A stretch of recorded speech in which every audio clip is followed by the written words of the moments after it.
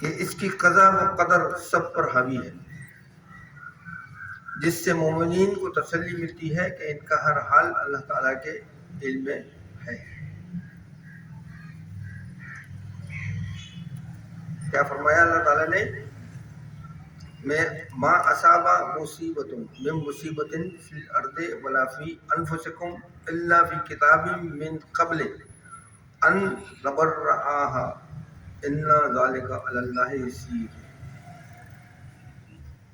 مطلب یہ کہ کوئی بھی مصیبت، کوئی بھی تکلیف جو ہم کو آتی ہے یا ہم پر مصیبت آتی ہے، وہ پہلے سے اللہ کے علم میں موجود ہے۔ یہ نہیں کہ ہمیں پتہ نہیں ہے، ہمیں پتہ نہیں، اللہ کو پتہ نہیں، اللہ کو پتہ ہے اس کا، اللہ کو اسے ایک ایک چیز کا پتہ ہے، سمجھے نا؟ کیونکہ وہ جو ہے محفوظ میں ہماری پیدائش سے بھی پہلے، یعنی روحوں کو جب پیدا کیا گیا، انسان کو بنایا گیا اور اس کو پیدا کیا گیا، اس سے بھی تقریباً 50,000 سال پہلے اللہ نے تمام چیزیں لکھ دی تھی، جو ہے محفوظ کے اندر لکھوا دی تھی، قلم کو بولا تھا لکھ لے بھائی۔ لیکن اس میں کمال یہ نہیں، اس میں کمال یہ ہے کہ قضا و قدر، کیا کہا؟ یہی بات اس کی قدرت اور علم کا اظہار ہے کہ اس کی قضا و قدر سب پر حاوی ہے۔ کس کی؟ اللہ کی۔ قضا اور قدر سے کیا مراد ہے؟ کیا؟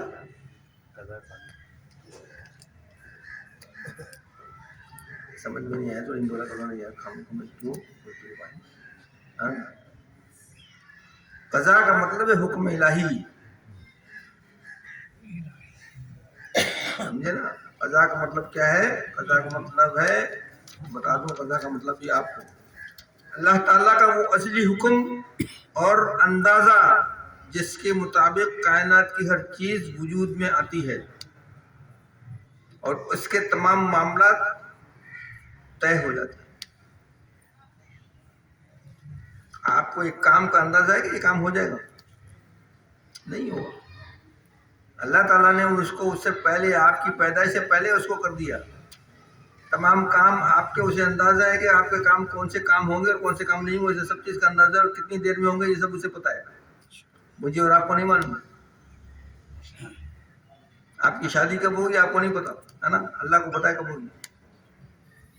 آپ کے کتنے بچے ہوں گے مجھے نہیں، آپ کو نہیں پتا، نہیں، اللہ کو پتا ہے کتنے بچے ہوتے ہیں۔ اس کا اندازہ جو آپ کے پیدا ہونے سے پہلے اس نے سب پتا، اپنے لوہے محفوظ میں ان تمام چیزوں کو لکھ لیا۔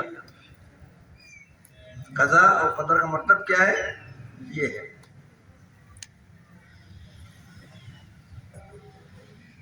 ایسے ہم جو بولتے ہیں نا، جیسے معذرت کے ساتھ برا نہیں مانی گا، جیسے ہم لکھتے ہیں نا کہ کوئی خدا نخواستہ کسی کا انتقال ہوگا، ہم کیا لکھتے ہیں کہ رضا الہی سے۔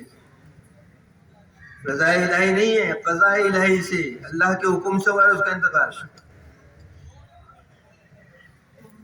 قضا کا مطلب اللہ کا حکم، تو وہاں لکھا جائے گا قضاء الہی۔ ہم اردو غلط لکھتے ہیں کہ رضا الہی، رضا الہی نہیں، قضاء الہی، کیونکہ اللہ کا حکم تھا نا تبھی تو انتقال ہوا، اللہ کا حکم نہیں ہوتا انتقال ہوتا؟ یہ بھی تھوڑا سا سمجھ لیں، سمجھے نا؟ قضا کا مطلب ہوتا ہے کیا؟ حکم تو ہے، حکم بھی ہے، اور قضا کا مطلب یہ بھی ہے کہ حتمی فیصلہ، اللہ تعالیٰ نے حتمی فیصلہ کر دیا، اس کو کوئی بھی نہیں بدل سکتا۔ کب مرنا ہے، کب جینا ہے، کب آنا ہے، کب کرنا ہے، کیا کرنا ہے، وہ سب انہوں نے حتمی فیصلہ کر لیا آپ کے پیدا ہونے سے 50,000 سال پہلے۔ اس کا علم کہاں ہوگا؟ سوچے، اس کی پہنچ کہاں تک ہوگی؟ ہے کوئی جو اس کے علم کو احاطہ کر سکے؟ سوال ہی پیدا نہیں ہوتا، سمجھے نا؟ اور قدر کا مطلب ہوتا ہے اندازہ کرنا کسی چیز کا، کوئی بھی چیز کا اندازہ کرنا کہ کس طرح یہ ہوگا۔ آپ اندازہ کرتے ہیں نا کہ یار میں یوں کروں گا تو بال، مثال کے طور پر آپ کے ہاتھ میں بال ہے، آپ پھینکیں گے تو اندازہ کرتے ہیں کہ جی میرا بال جو ہے 12 فٹ جائے گی، 15 فٹ جائے گی، تو وہ اس نے اس کا بھی اندازہ کر کے رکھا ہوا ہے آپ لوگ، ہمارے اور آپ کی تمام چیزوں کا وہ بات کر رہا ہے۔ قضا پر حاوی ہے جس سے مومنین کو تسلی ملتی ہے کہ ان کا ہر حال اللہ تعالیٰ کے علم میں ہے. آئی سمجھ بات؟ اللہ تعالیٰ کے علم میں یہ سب چیزیں ہیں. آپ کو تسلی ہے کہ اللہ کو معلوم ہے یا نہیں معلوم؟ معلوم ہے نا، تو آپ کو تسلی ہوتی ہے نا. آپ کیا بولتے ہیں؟ اللہ کی مرضی ہے، اللہ کا شکر ہے کہ یار میں ٹھیک ہوں، اللہ کا شکر ہے کہ میں بہتر ہوں. اللہ تعالیٰ جو کرے گا وہ بہتر کرے گا، بہترین کرے گا. کیوں؟ اس لیے کہ آپ کے علم میں یہ بات ہے کہ اس کے علم میں یہ سب چیزیں ہیں، تب بھی تسلی ہے نا. یہ مسائل اس آیت میں زمین میں آنے والے تمام نقصانات، مثلا زلزلے، قحط، بیماری، فقر، موت وغیرہ وغیرہ سب شامل ہیں. نمبر 1. نمبر 2، یہ مسائل اتفاقی نہیں بلکہ اللہ تعالیٰ کے علم میں ہیں اور لوح محفوظ میں لکھے ہوئے ہیں. دراصل یہ اللہ تعالیٰ کی طرف سے خبر ہے کہ ہر چیز اس کے علم اور قدرت کے تحت ہے. اللہ تعالیٰ نے ہم کو یہ خبر دی ہے، یہ آیت بھیج کے ہمیں یہ خبر دی ہے. اس نے یہ اطلاع دی ہے کہ فکر نہیں کرو میرے بندو، مجھے تمہارے بارے میں ہر چیز کا علم ہے. تمہاری ایک ایک رگ رگ سے میں واقف ہوں، ان تمام چیزوں کو میں جانتا ہوں. تمہارے ساتھ کیا ہونے والا ہے، کیا نہیں ہوگا، کیا مصیبت آنے والی ہے، وہ مجھے علم میں ہے. تم پریشان نہیں ہو. ہم پریشان کس لیے ہوتے ہیں کہ ہمارے علم میں نہیں ہے. لیکن اگر آپ کو یہ تسلی ہو جائے کہ جی یہ مصیبت جو ہے، یہ بخار میرا 2 دن میں اتر جائے گا، تو آپ کو اطمینان ہو جائے گا یا ڈاکٹر نے دوائی دی 2 دن میں بخار اتر جائے گا میرا انشاءاللہ تعالیٰ. یا نہیں ہے نا یہ؟ یا کچھ اور بھی چیز ہوتی ہے تو آپ سوچتے ہیں کہ 2 دن 4 دن 8 دن میں نکل جائے گا میرا معاملہ حل ہو جائے گا. لیکن آپ کو یہ علم نہیں ہے نا، اسی لیے پریشان ہوتے کہ آپ نے کسی کو پیسے دے کے پھنسا دیا اپنے آپ کو، تو پھر آپ کے علم میں نہیں ہوتا کہ کب ملنے والے، تو آپ پریشانی گھومتے رہتے ہیں. مثال میں آپ کو سیدھی جو مثال ایسی دوں گا جو آپ کے روز مرہ کے معمولات کے اندر ہے. کسی کو ادھار دے کے آپ پریشان ہیں، وہ بولے گا اگلے مہینے دے دوں، پتہ لگا گھوم رہے ہیں اس کے پیچھے. لیکن اگر آپ کے علم میں یہ ہو کہ نہیں یار یہ بڑا وعدے کا پکا ہے اور یہ ہے اور یہ 1 مہینے میں دے دے گا، اور وہ دے دے گا، تو آپ کو یہ تسلی ہوتی ہے نا کہ یہ 1 مہینے میں دے دے گا. تو وہی بات یہاں تسلی والی بات ہے کہ اللہ تعالیٰ کو بولے تو میرے بندو پریشان بالکل بھی نہیں ہو، مجھے تمہارے سب کے بارے میں ہر چیز کا علم ہے، اس لیے تمہیں فکر کرنے کی ضرورت ہے. میں بیٹھا ہوں بھی، میں ہوں. اللہ تعالیٰ یہ فرما رہا ہے.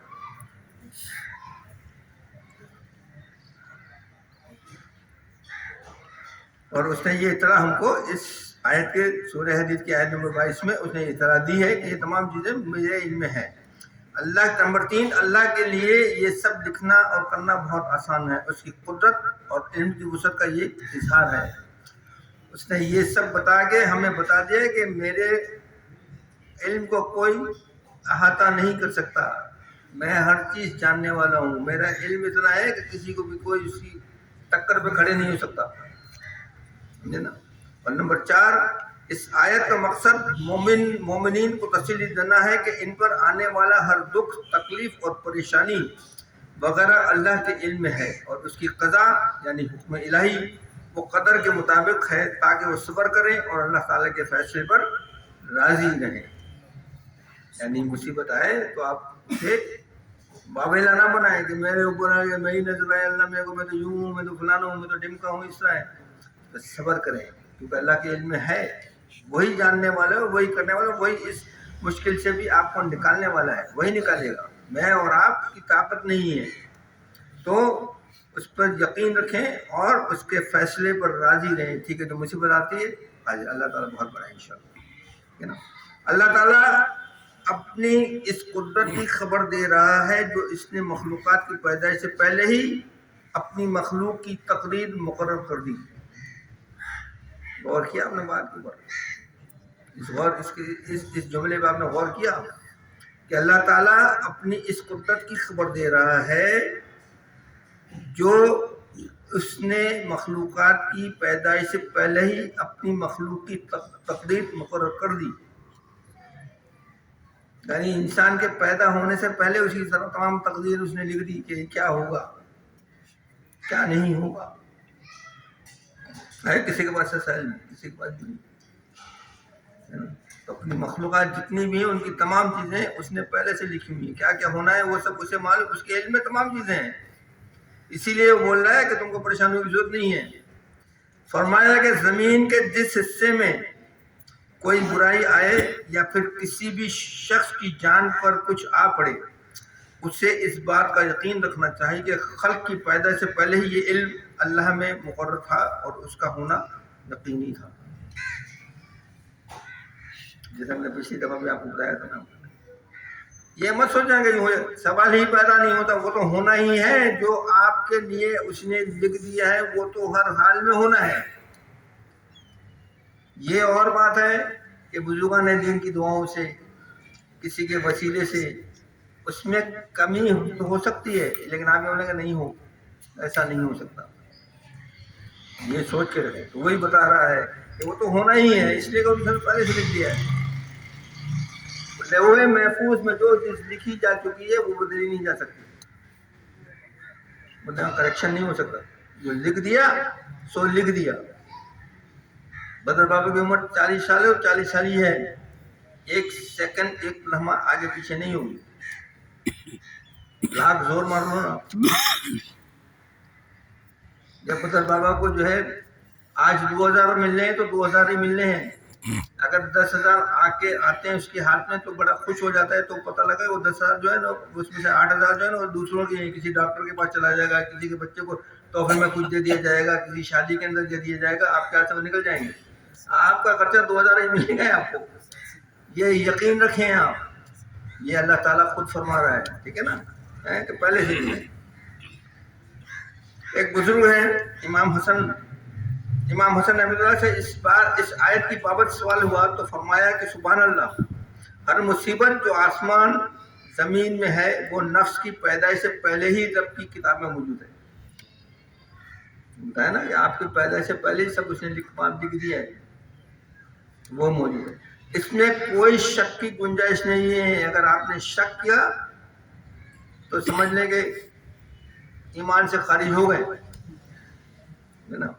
زمین کی مصیبتوں سے مراد خوشحالی، قحط وغیرہ وغیرہ ہے، جانوں کی مصیبت دکھ، درد اور بیماری ہے، جس کسی کو کوئی خراش لگتی ہے یا لغزش سے پائے کی کوئی تکلیف پہنچتی ہے یا سخت محنت کی وجہ سے پسینہ آ جاتا ہے، یہ سب اس کے گناہوں کی وجہ سے ہے۔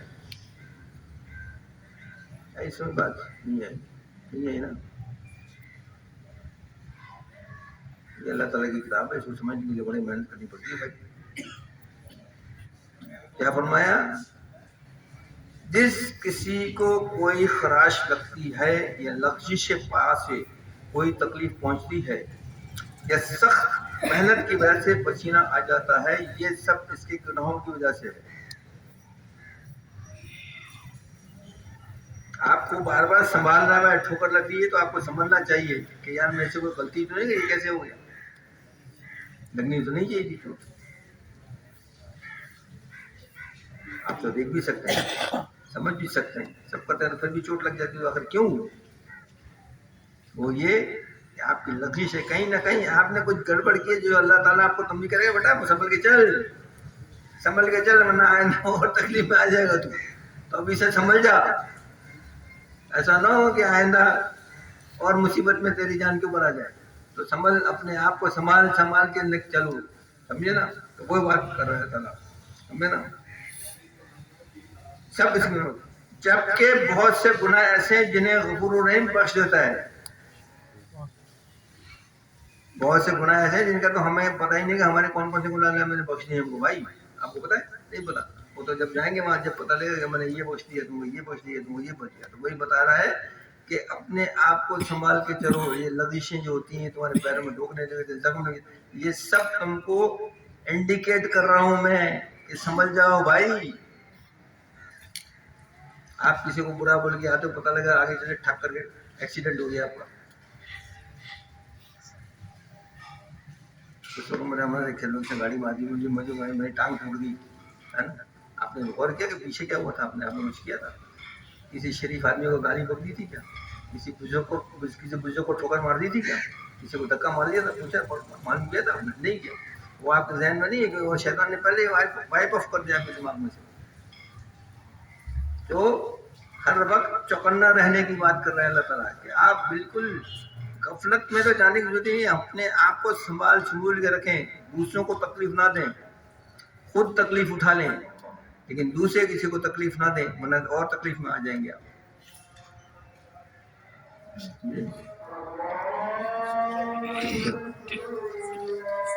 انشاءاللہ نماز کے بعد 10 منٹ آپ کو بولیں گے.